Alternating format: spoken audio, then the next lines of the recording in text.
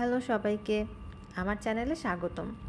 এই যে ভিডিওটা দেখা যাচ্ছে, এটা শ্রীলঙ্কার একটা ক্রাফট শপের ভিডিও। 2023-এ যখন আমরা শ্রীলঙ্কা যাই, তখন বেশ অনেকগুলো ক্রাফট শপে ঘুরেছিলাম, কারণ এই হ্যান্ডমেড জিনিসগুলো বা ঘর সাজানোর জিনিসের প্রতি আমার খুবই আগ্রহ। আমার তো এগুলো দেখলে একদম মাথা খারাপ হয়ে যায়। বাংলাদেশে আড়ংয়ে যখন যাই, তখনই আমার মাথা খারাপ হয়ে যায়। আর শ্রীলঙ্কায় যখন এই ক্রাফট শপগুলোতে গিয়েছি, এখানে এত সুন্দর সুন্দর কালেকশন, এগুলো দেখে তো যাই হোক কী আর বলবো। বাট ব্যাপার হচ্ছে ওদের হাতের কাজ অসাধারণ।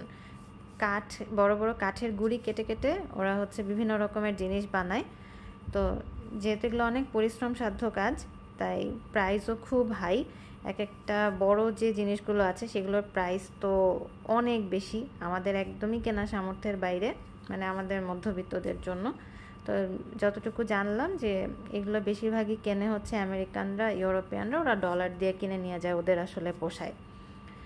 কিন্তু মানে এত সুন্দর কালেকশান দেখলে একদম মাথা খারাপ হয়ে যায়।